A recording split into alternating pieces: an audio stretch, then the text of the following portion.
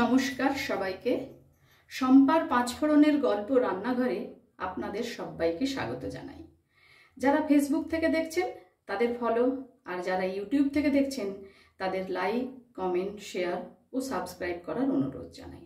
আজ আমি বানাবো বেগুনের ভর্তা। এই বেগুনের ভর্তা বানাবার জন্য আমি এখানে নিয়েছি দুটো বড় সাইজের বেগুন, লাগছে দুটো ডিম, ছোট বাটির এক বাটি কুচনো টমেটো, এক বাটি কুচনো পেঁয়াজ, 6-7টি রসুনের কোয়া কুচনো, কিছু কাঁচা লঙ্কা আর একটু ধনেপাতা কুচনো। জানি এই রেসিপিটি হয়তো রাত্রেবেলা শীতের দিনে খুব ভালোই লাগে খেতে, তবুও ভাবলাম আপনাদের সাথে শেয়ার করি। এটা একটু অন্যরকম আমার মনে হয়, তাই আমি যেভাবে বেগুনের ভর্তা বানাই সেটি আপনাদের সাথে শেয়ার করছি। প্রথমে এই বেগুন দুটোকে আমি পুড়িয়ে তার খোসা ছাড়িয়ে মেখে তারপর আপনাদের সামনে আসছি।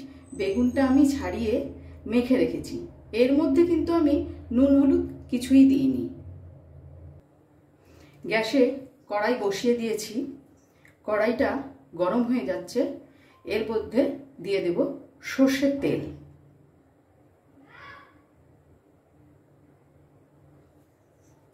তেল গরম হওয়া পর্যন্ত অপেক্ষা করব। এর মধ্যে দিয়ে দেব কুচো করা পেঁয়াজ,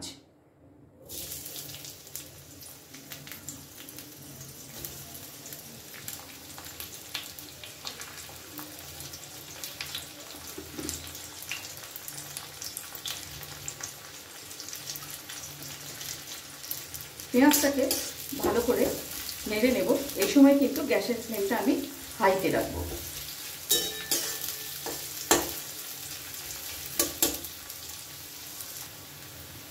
পেঁয়াজটায় হালকা একটা রং ধরতে শুরু করেছে। এবার এর মধ্যে দিয়ে দেব রসুন কুচি।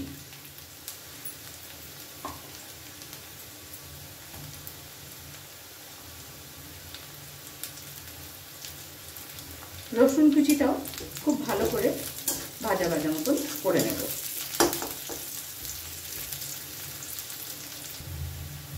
পেঁয়াজ রসুন দুটোই ভালো করে ভাজা হয়ে গেছে। এবার এর মধ্যে দিয়ে দেব কুচো করা টমেটো।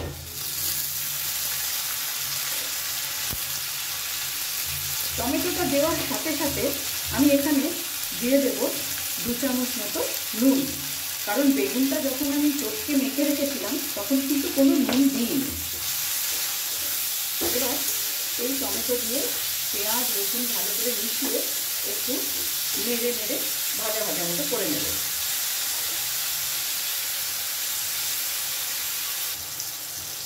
নুন দেওয়াতে টমেটোটা কিন্তু অনেকটা নরম হয়েছে এবং ভালো করে পেঁয়াজ রসুনের সাথে মিশে গেছে। এবার একে একে এর মধ্যে দিয়ে দেব কিছু মশলা। দিয়ে দিচ্ছি কুচনো কাঁচা লঙ্কা, সামান্য একটু ধনের গুঁড়ো, 1 চামচ মতো লঙ্কার গুঁড়ো, 1 চামচ হলুদ গুঁড়ো। এবার সবগুলোকে ভালো করে মিশিয়ে নেব।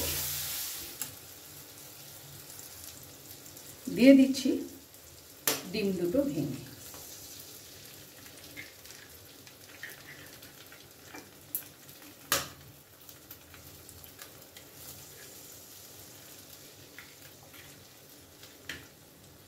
এবারে এটাকে খুব ভালো করে মশলার সাথে আমি মিশিয়ে নেব।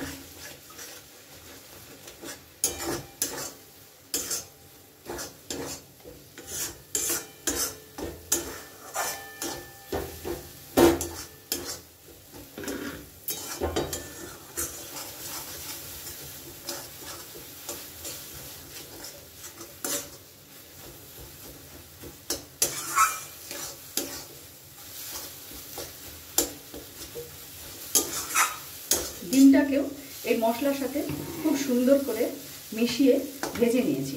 এবার আমি এর মধ্যে দিয়ে দেব সেই চটকে মেখে রাখা পোড়ানো বেগুন।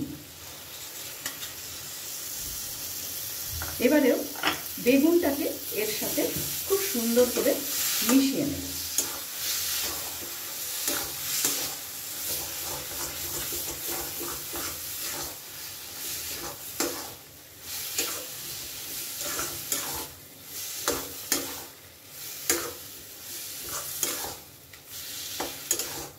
এবং এটা খুব কিন্তু নেড়ে নেড়ে এটাকে শুকিয়ে নিতে হবে।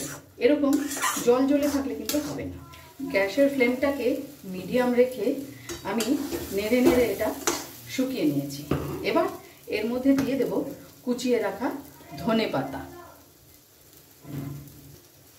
ধনেপাতা দিয়ে এবার আমি খুব ভালো করে বেগুনের এই ভর্তার সাথে ধনেপাতাটা মিশিয়ে দেব।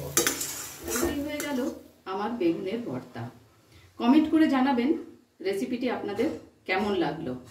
আজ এই পর্যন্তই, দেখা হবে সামনের ভিডিওতে অন্য কোনো রান্না নিয়ে।